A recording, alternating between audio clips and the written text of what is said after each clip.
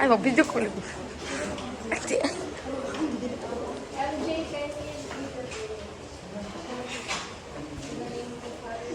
Isang din, isa na.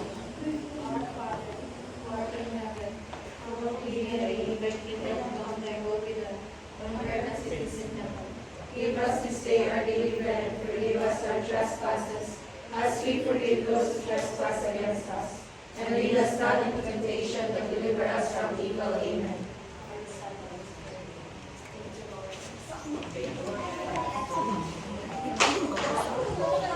Yata yung rin. Feel na ko yun. Paano eh? Pagkita ng isa. Nabong ko na sila. Once again, good morning everyone. We are doctors reporters. So before we present the title of the discussion now, we will let you guess it first. So here's the hint. Listen carefully because I'll pick randomly. Okay? These are the building blocks of a fictional story. For now, who wants to volunteer? Again, these are the building blocks of a fictional story. Guess the answer or guess the title. Okay. You have 1 minute To win it. just raise your hand if you want to answer. Raise your hand, guys.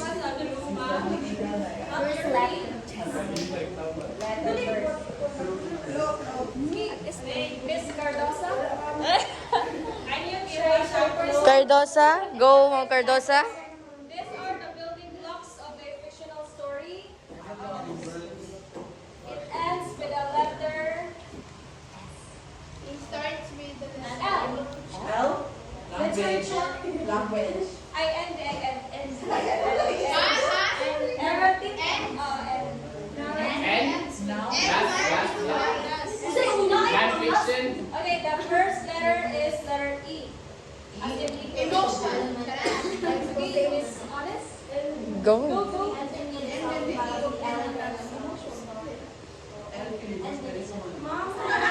Okay, that is already acceptable. Thank you. Okay, so Elements of fiction. the title of the discussion now is Elements of Fiction. Direction daw. Mr. Kemper?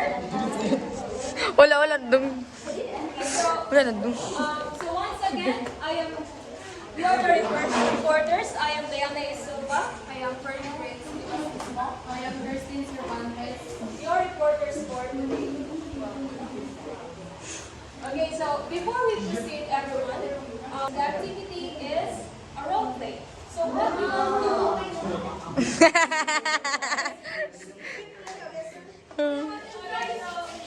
What you will do is you have to choose an existing story, just like Cinderella and so on, but you have to revise it according to your creativity. Okay, maximum of 4 minutes, minimum of 2 minutes. So I'll be dividing you into 4 groups, and you have to finish the task 5 minutes. Okay, kuya. Okay, 5 minutes. So 1 to 4 minutes.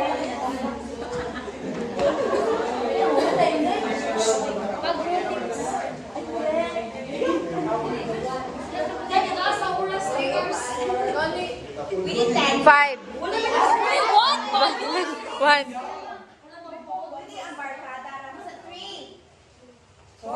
One. Am I one? 1.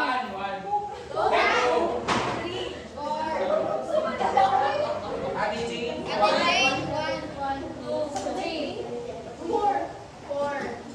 One just. Five.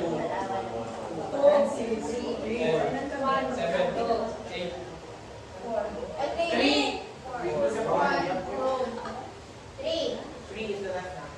Okay, go to your Yan, ikaw yan. 4. 1. 2 ka. No. Okay, go to your respective groups, everyone. Group 1. 1, 2, 3. One day, the animals gathered in the park because the turtle and the hare are having a race. The turtle and the hare gets ready for the race, and the other animals gather to cheer them on.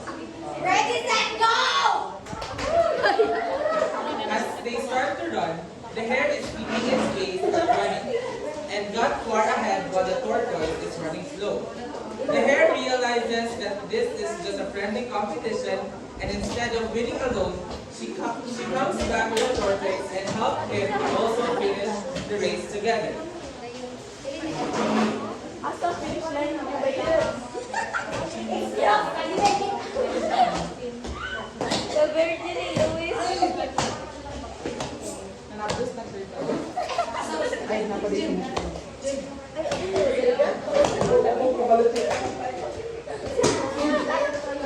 And they all finish the race together.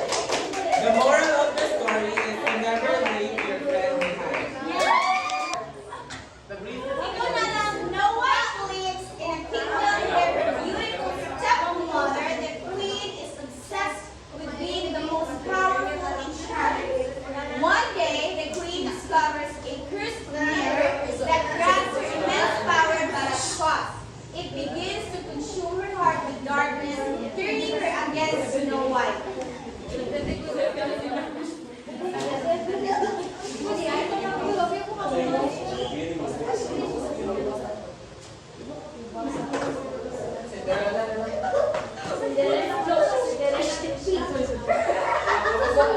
the queen learns of the prophecy stating that Snow White will one day surpass her in power, she becomes determined to eliminate her.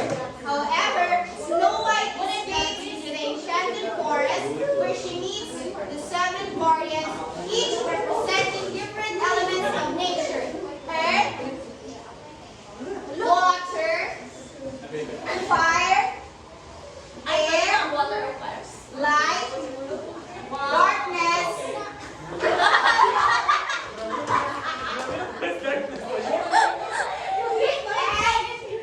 and spirit.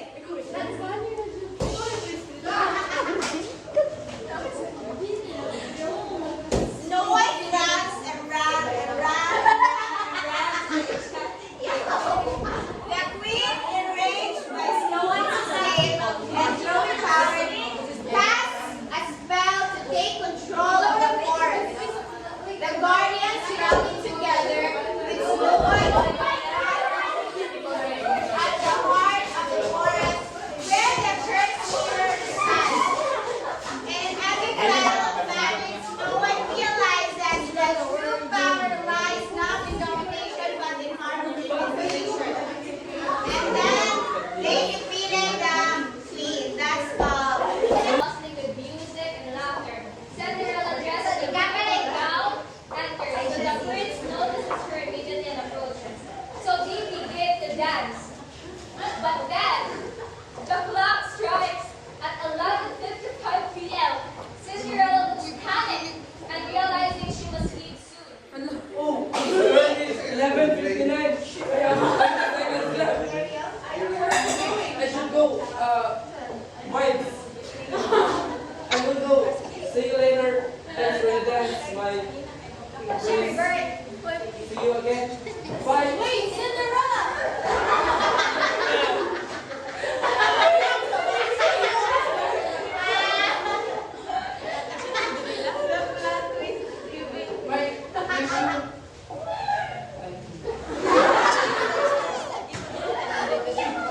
What about guys?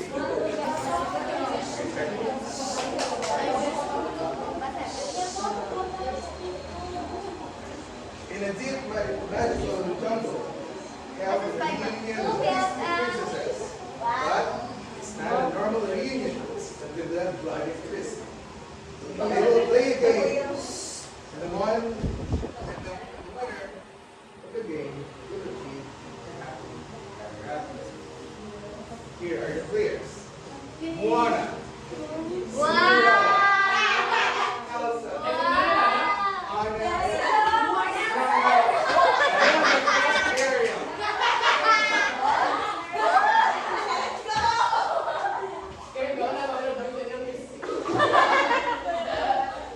Let the games begin.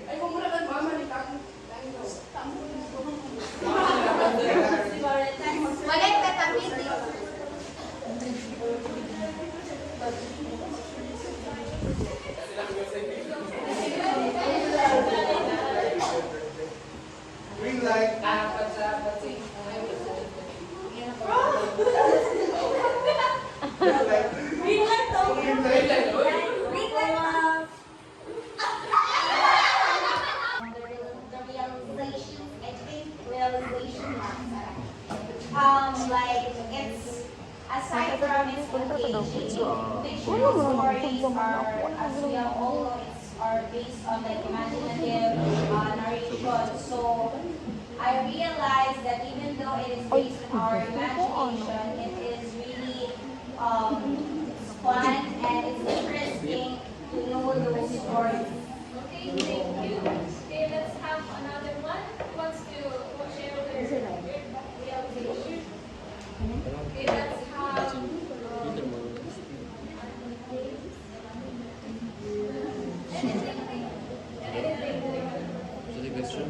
Realizations. Sige na, go Justin.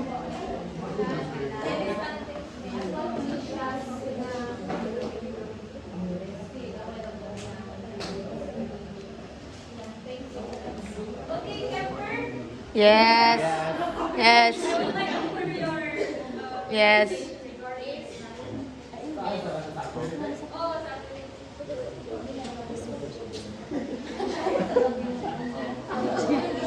Sa activity,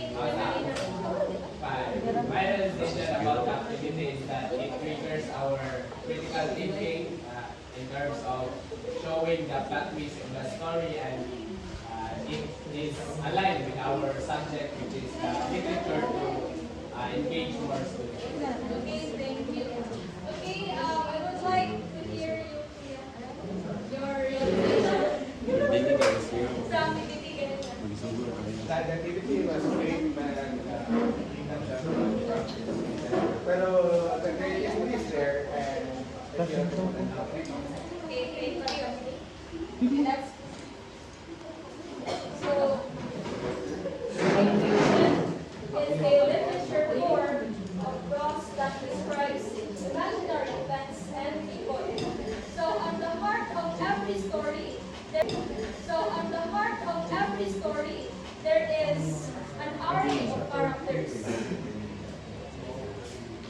And that is characterization. Then, one of the ways to develop the characters in a story is having the narrator's portrayal of how the characters look like, their personality, and so on. Then, next, the main characters. So the main characters, these are the central characters in a story. Either protagonists or antagonists. Okay, so the protagonist, or we know it is the bida, right? So the protagonist is the hero in the story, then the antagonist is the villain in the story, or a person who goes to do what is right. So a villain is important in a story because without it, the protagonist or the bida will not shine. So it is understood that by the challenges or puzzles received by the bida or the protagonist, he or she will be equipped. In addition, he or she unchains her hidden abilities. Then, supporting characters. So from the word support, so these are the characters who support the central characters. Then the round characters. Okay, who wants to share their ideas about round characters? Okay, I believe Mr. Silo has an idea. Yes. Or dynamic character. Round or dynamic character. What is that? I feel like the round character, also known as the dynamic character, are those characters who have multiple roles, I think, from the word dynamic. Yes. It's somewhat related. So when we talk about round or dynamic characters, this pertain to the role of a character which undergoes change. Understood? Kanang also ba? So for example, kanang good siya sa start, then kanang nasakitan siya pag maayo, hindi siya may go, also siya. So that is one of the examples of a round character. Okay, so next we have the flat, static, and stock characters. Okay, who wants to share their thoughts about flat character? From the word flat.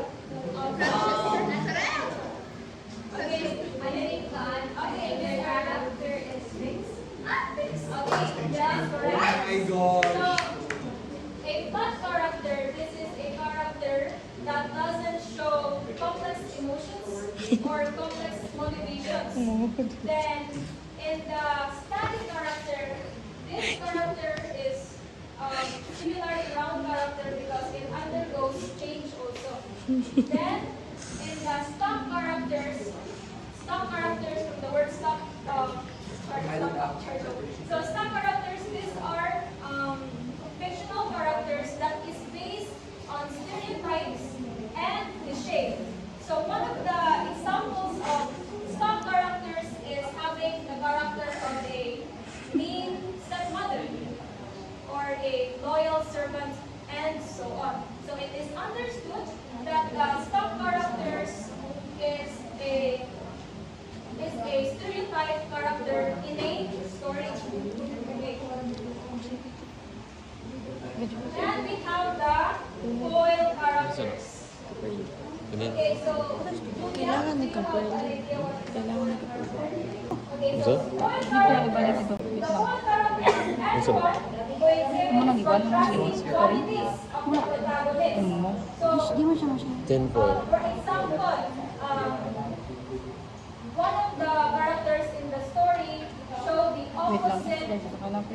opposite qualities of the protagonist. So for example, the protagonist is kind, generous, while the antagonist is disobedient, misbehaving. So by seeing that the protagonist or the bida will be emphasized or highlighted. Then we have the interagonist and confidante. So again, these are some of the elements of a fictional story, guys. So interagonist and confidante. 83840. So interagonist is a secondary character who is close to the main or central character. Okay. While the confidante, this is also a secondary character, but he or she is the best friend or the sidekick of the main character. So the protagonist and the confidante both do important roles in a specific story, and usually they overlap. Then the setting. So most of us here know what is a setting. So a setting, this is the place, the time, or the environment where the story takes place. Okay, so it could be an integral setting or it could be a backdrop setting. So when we talk about integral setting, this pertains to a setting which is specific, it shows a specific time, a specific place, and which it is important to the current story. While the backdrop story, this is a story that is more generic or more general, and it is less important to the present story. The plot, it is the framework or structure that the story is constructed upon, and it describes the main events that take place in the story. Now, the plot typically involves next is, so we have here Aristotle identified the basic linear plot structure in 350 BC as a simple triangle of beginning, middle, and ending. He observed that the middle section might involve some form of crisis resolved by the end of the day. So as you can see, this is the beginning, this is the middle, and this is the end. So as usual in the Vertans pyramid. So the plot typically involves the following elements. We have here the exposition, the rising action, the climax, the falling action, or the resolution, or the nova. So that's right. So next we have here the conflict. So we can read conflict. Yes. Conflict is the main challenge to the characters. So the conflict in the literature, conflict refers to the central struggle or the problem that drives the plot of the story. Now it is what creates the tension and pushes the characters to act evolve, and faces challenges. Now, in plot, there are two types of conflict. We have here the internal and external. Internal, this is the man versus self, while external conflict, this is the man versus man, man versus nature, and man versus society, and man versus technology. Now let's proceed to the theme. Now we can read the theme with me. Sino? Theme is a central idea or a hidden meaning of the story. So the theme, this refers to the central idea or insights into life that the author explores through characters, plot, and settings. Now, let's wrap. Now we have here the moral. So moral, this refers to the wisdom that the author wants to convey. This connected to ethics, values, or human conduct, emphasizing what is wrong, what is right or wrong, or how one should behave in a particular circumstances. Now the last is the point of view. So this refers to the perspective from which the narrative is told. Now it determines how much the reader knows about the feelings, experiences of the characters, as well as the events are presented. Now, any questions? So that is all from my part. So for next person. Ano naman o? I-appear na dito sa third class.